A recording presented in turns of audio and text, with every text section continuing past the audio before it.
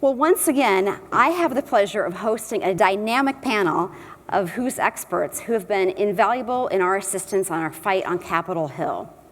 This group of politically diverse and regionally diverse experts has been among the most popular parts of our conferences in past years. We will also have the opportunity to take your questions, so get excited and start thinking of some tough questions for our experts. Our first panelist is a former Republican congressman from South Carolina and yesterday's keynote speaker. Please welcome back Bob Inglis.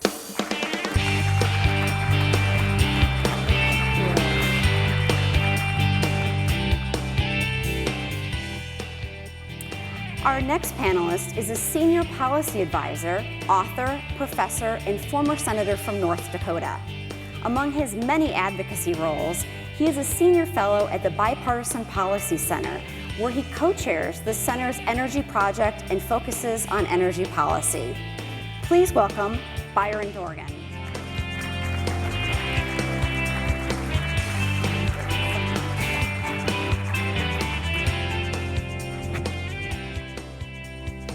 Our final panelist serves as vice chairman for Kit Bond Strategies and is a former congressman from Missouri.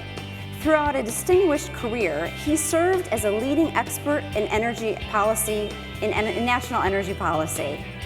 And as a legislator, he championed biofuels initiatives, and he is a founding member of the Missouri Energy Initiative. Please welcome Kenny Hulshof.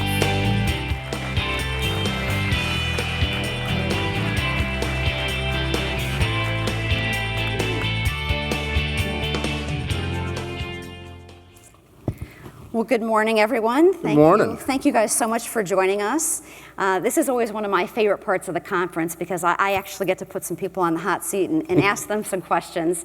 And I think what we hope for this discussion, as we've had in years past for those of you who've been in the conference, is for it to be really interactive. So we have the opportunity for folks to ask questions. We will be putting up the information on the screen. It says where you can text your questions to or where you can tweet your questions to. So please, if you have those burning questions that you've been thinking about, what we can ask our experts about policy or any kind of political issues that are on the forefront of your mind, please text those questions and let us have at it. So with that, folks, let's get started. I think the thing that's on everyone's mind right now, at least it's in the forefront of my mind, is the presidential election and all of the unconventional candidates, should we say, that have been making a big name for themselves and all of the attention that they've been drawing. How do you guys see this election playing out? And do you think we'll continue to see more non-traditional candidates take the forefront, or do you think that the election will, what direction do you think it'll take? What's your crystal balls telling you? Bob, do you want to start us off? Yeah, permission to speak individually, not on behalf of my 501c3 tax exemption. Okay? Granted. So I think that my party will either choose well or choose its destruction between now and Nevada, or perhaps Florida. There are a lot of funerals on a dead-end demographic street where the grumpy old party has been traveling. There are just not enough angry old white men to present conservatism for the next generation. And so we'll either choose well or we'll choose our destruction. And yeah, it makes you feel good to sort of express your anger.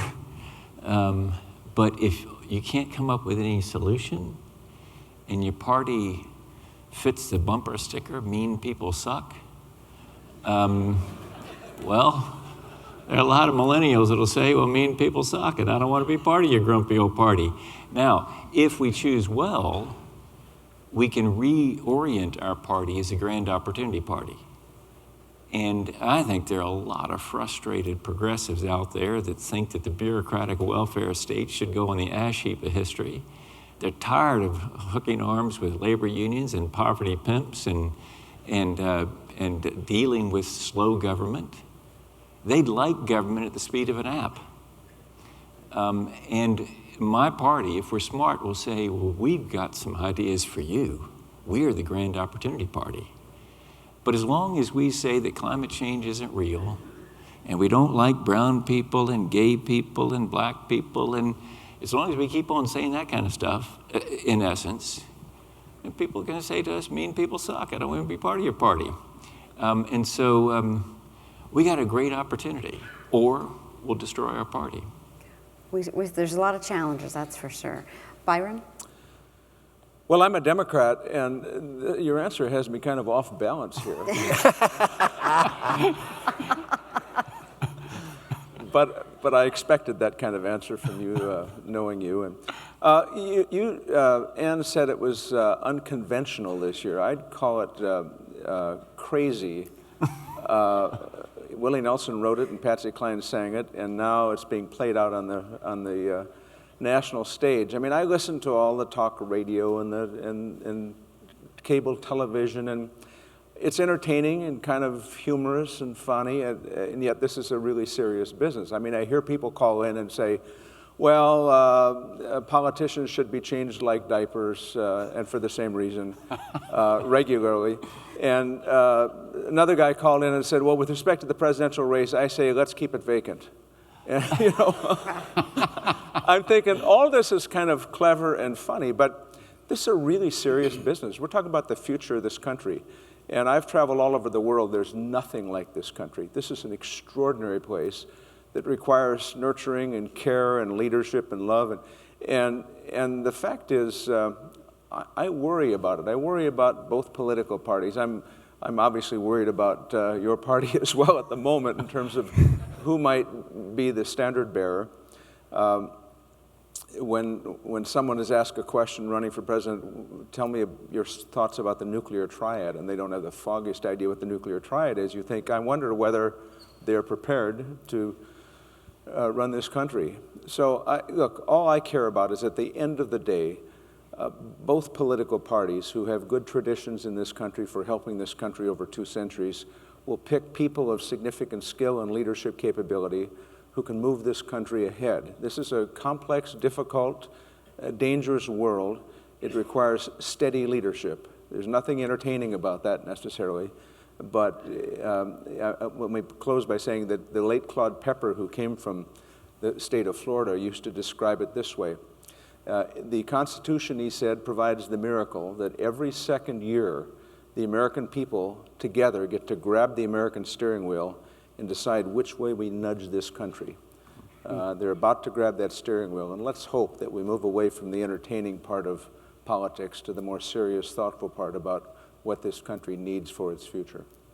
Absolutely. I think, well said, as always. Let's hope that they just nudge the steering wheel and don't yank it, take us off the road. I'm a Republican, or at least I thought I was. I guess now part of the establishment. I mean, you hear a lot of these buzzwords about, you mentioned unconventional, and I would say unorthodox, head shaking.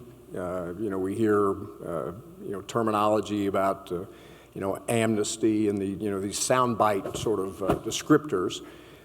In the interest of full disclosure, I'm a John Kasich supporter. I served with John, as did Bob, and Governor Kasich will not win Iowa. We know that, and yet here's what I think at the end of this process. And I think in February, at least on the Republican side, 103 delegates at stake, starting next Monday, of course, and then the following Tuesday in New Hampshire, and then South Carolina, right, February the 20th, and so roughly 100 delegates out of 2,400 plus that will be determined. And so, I think all of us up here, at least our attitude on public service has been be thoughtful, serious-minded, pragmatic. I'm not sure that describes the GOP frontrunner right now. I think it really is kind of the art of the deal. And it's interesting that yes, he supported Hillary Clinton in the past because in New York, that's what you did to get the deal done. And I think that's exactly how at least Mr. Trump has been playing this, and probably a lot of Trump supporters here, and that's great for you.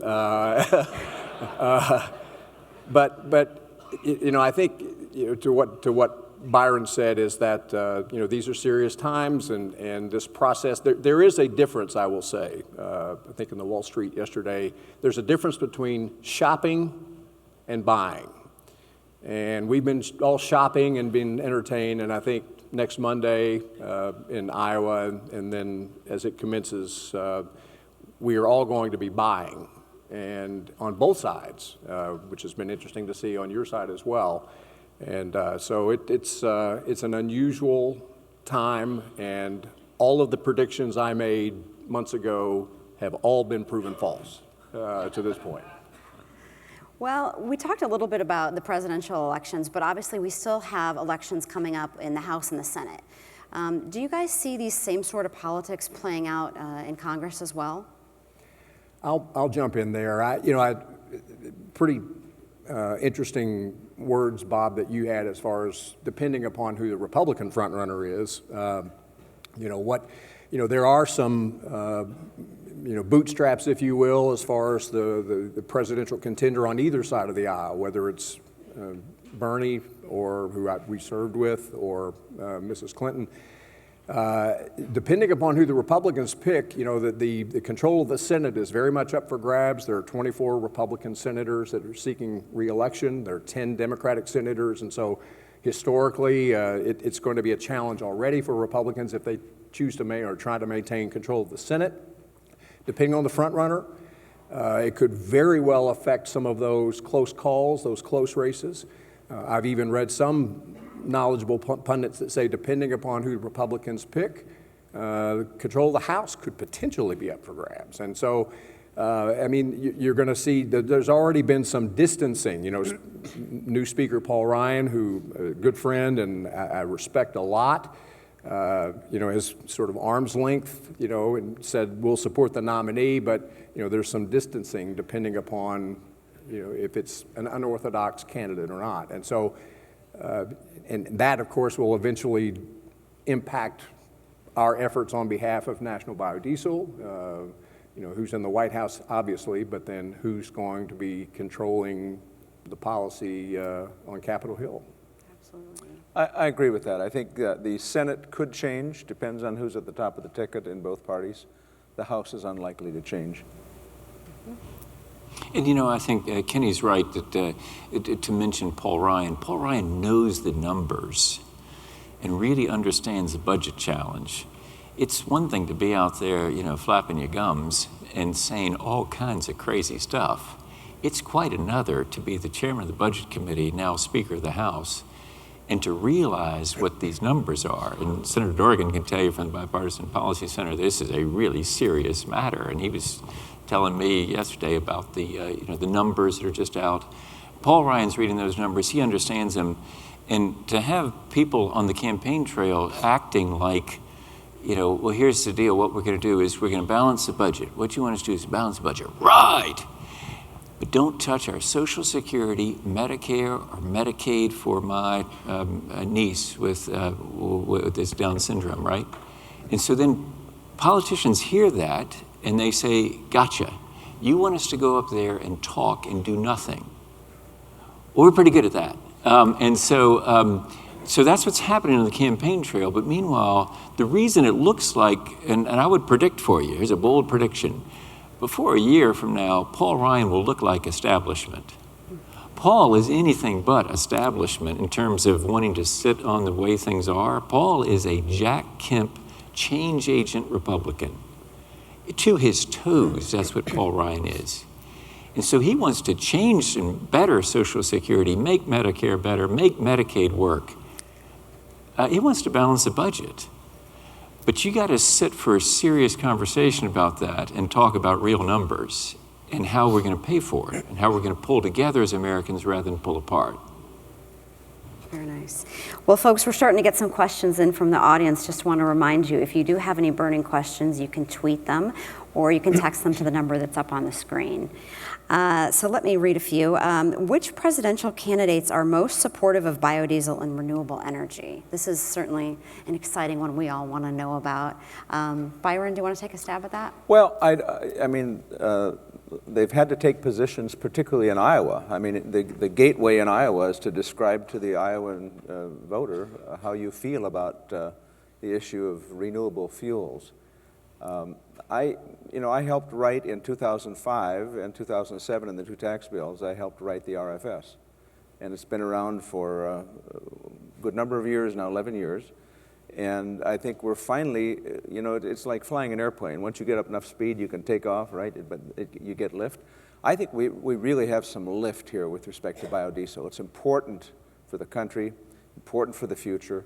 And we'll talk about this a little later, I think, probably about how we went from 1.28 to a substantial improvement by telling everybody that mattered, we're not the past, we're the future. Biodiesel is not your problem, it's your solution.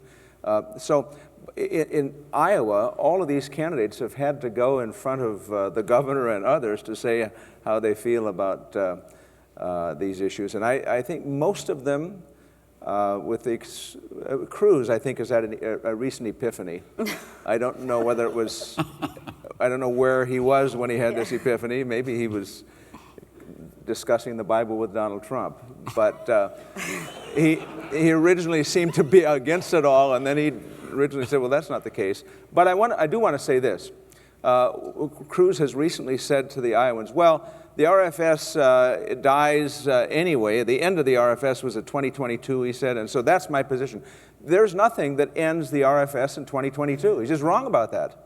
The RFS does not end in 2022. So let's hope whoever wins this presidential race this year enters the White House and says, look, I understand biodiesel. I understand why it's important to the country's future. It fits exactly with what we're trying to do in climate change. It is American-made. It's American jobs. It's American investment. Let's continue, but let's continue at a much more accelerated pace and finally get the lift we need for biodiesel. I'll certainly yield to the Iowans in the audience and, chatting with Monty Shaw and Ron and others. I will say, give credit grudgingly. Mr. Trump was being interviewed, big surprise, yesterday and on Fox News, and actually got a question similar from an audience about, why, if you say you're stand-up, why have you sold out to the ethanol lobby? And his comments were very pro-biofuels.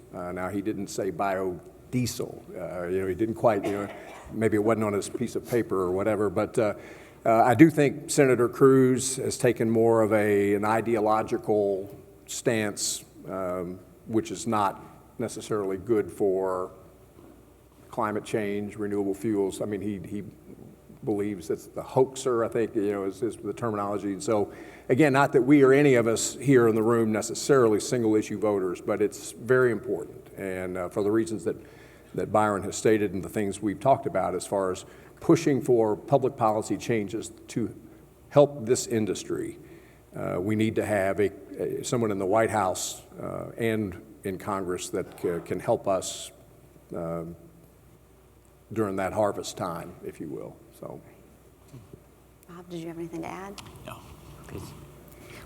We'll continue through our questions. Again, if folks have them, please tweet or text them in. This one just came in. With the gridlock in U.S. politics, how can we move bipartisanship forward in regard to sustainability? You want to take a stab with that? Yeah, of course, at republicen.org, we're trying to break through the denial and get into that great debate about how to solve the challenge in front of us. Of course, it is going to be a great debate. I mean, how do you solve it? Do you use renewable fuel standards? Do you use CAFE standards? Do you use a price on carbon dioxide that's, we hope, revenue neutral? In other words, paired with a dollar-for-dollar reduction in taxes elsewhere, plus border adjustment so that imports pay the same carbon tax. So great debate about all that. But first, we got to get through the denial. And we have to really, I think this is an opportunity for Americans to decide whether we're going to be full citizens or not, whether we're going to be clients of the state that sort of like whine and ask for things, Or are we going to be people who say, no, we are full citizens and we are ready to be told the straight facts about Social Security, Medicare, Medicaid, and defense. That's where the big dollars are. And we're not going to be shunted away by somebody telling us, well, we'll cut foreign aid. That's what we'll do to balance the budget. It's less than 1% of the budget, so it's sort of hard to balance it that way. So the question is whether we're going to rise to full citizenship. And I think that, so in the midst of all this rancor that I was describing earlier, I think there really is a creative opportunity for us to decide who we want to be. That's what's before us.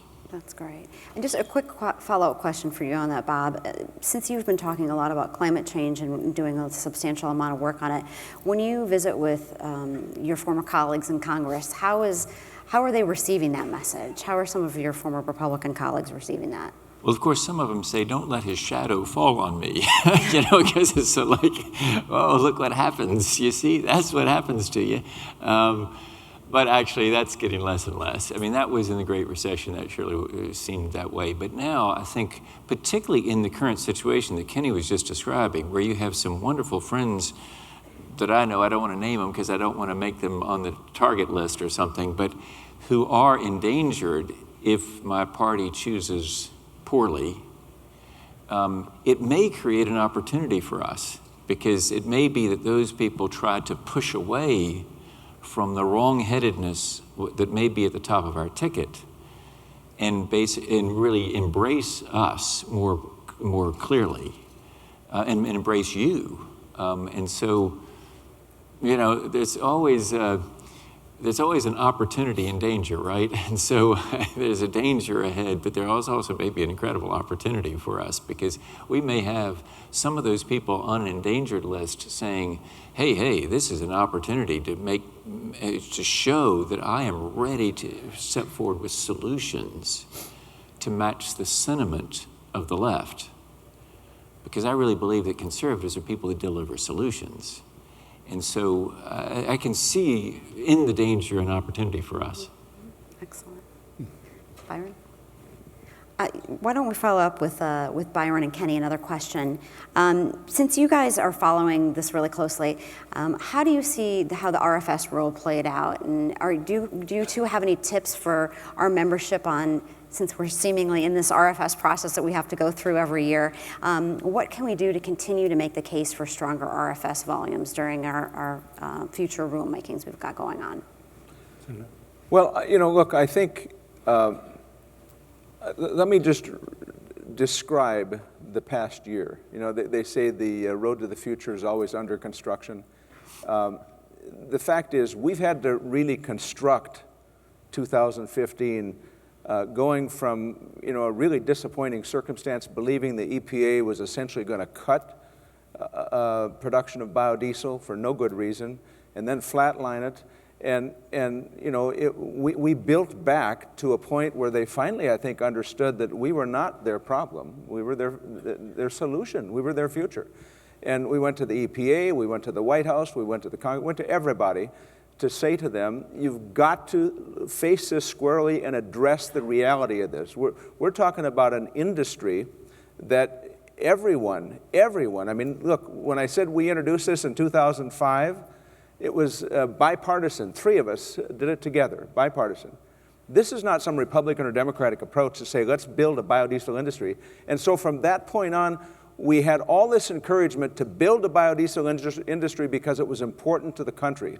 And then all of a sudden, we see all of these challenges. Even the American Petroleum Institute is still out there, just in the last week, holding a press conference. We intend to kill the RFS. Well, it's interesting to me. At the end of last year, they got all they wanted. I called their victory totus porcus, which I think in Latin means whole hog. They got the export of oil. That was their big deal. But they're not satisfied. They want to kill a biodiesel industry. So here's what we did, and what we have to continue to do. This industry is not a big industry. You don't have 50,000 people hanging out this building, right? But I don't know that I've ever seen an industry so determined and so able to call on the individual membership to say, you've got a real role to play here in making the good news happen. I would just say, Ann and her team at the office in D.C. do an unbelievably good job. And if I didn't think so, I just wouldn't say anything. But you've got some exceptional talent here, and Joe Job and the board and all of the producers, the farmers. This is really not a giant industry, but I hope will be a giant industry, but an industry with real clout. And so we, I think, have made significant progress, but I think it's just a start for the next Congress and the next administration to get back to where we need to with respect to a producer credit. Take on the oil industry directly if we need to. We understand why you don't want competition, but that's not American. I mean, shame on you.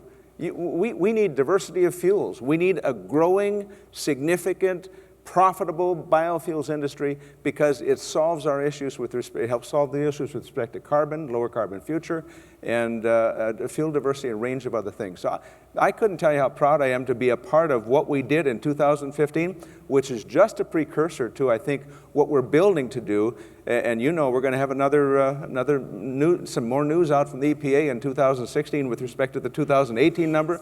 Look, we can go to work on that, and we can build something very significant above what we accomplished in 2015. So congratulations to all of you. Yes.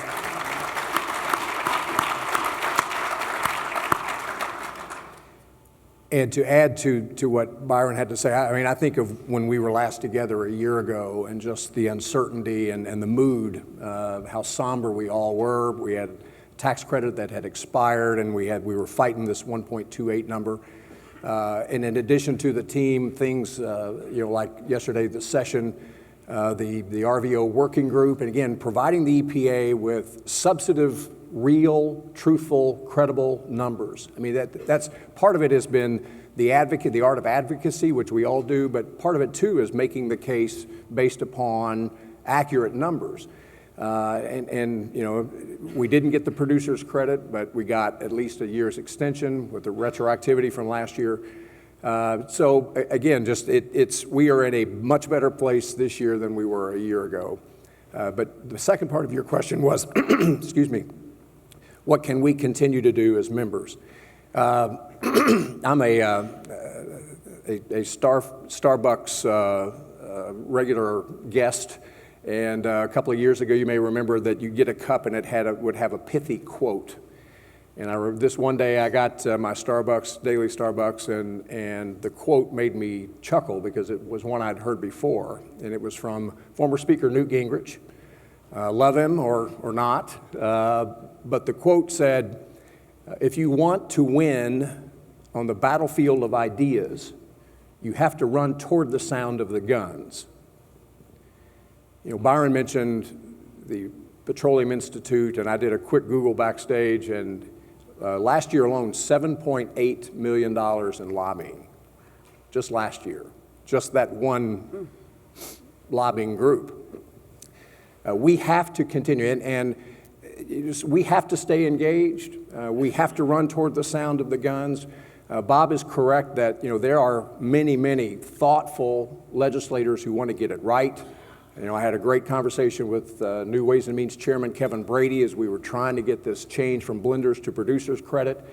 He's not a foe of biodiesel, not necessarily a supporter, but I mean he's a gettable vote, as we would often say. He knew the import. I shared with him that why over the last 2 years, $800 million of our tax dollars going to foreign sources of biodiesel. If you want to pound the podium and give a speech as a congressman or as a senator and say we have to continue to reduce our dependence upon foreign fuel, well, we should reduce that dependence on fuel incentives here at home as well. And he gets that, but he also acknowledged that there were some pretty loud voices pushing back in opposition. So we have to continue on the battlefield of ideas to run toward the sound of the guns, and certainly I'm pledging to do that. Great team to do it with, but we need your help and support, just as we've always asked you. Thank you. Well, we're getting a little bit short on time, but since you guys both briefly touched on the producer's tax credit, Byron, I'd maybe ask you, what can our folks do to continue urging members of Congress to support a move to the producer's tax credit? I know there's a lot of reasons why we all support it, but what are some good arguments we can use as we go visit folks on Capitol Hill and talk to them about why we need to move from the blenders to the producer's tax credit? Well, the imports of biodiesel from Argentina increased 25% last year over the year previous. Look, we're not pushing this issue of biodiesel production so that we help Argentina or Germany or whomever. We're pushing this because we want that investment in a renewable fuel that provides diversity and provides some solution to the need for a lower carbon future. So the reason that we're asking for a producer credit is it just makes great sense to do that.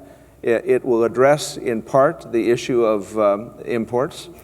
We have a pretty wide open trade picture in this country. I wrote a book about trade called Take This Job and Ship It some years ago.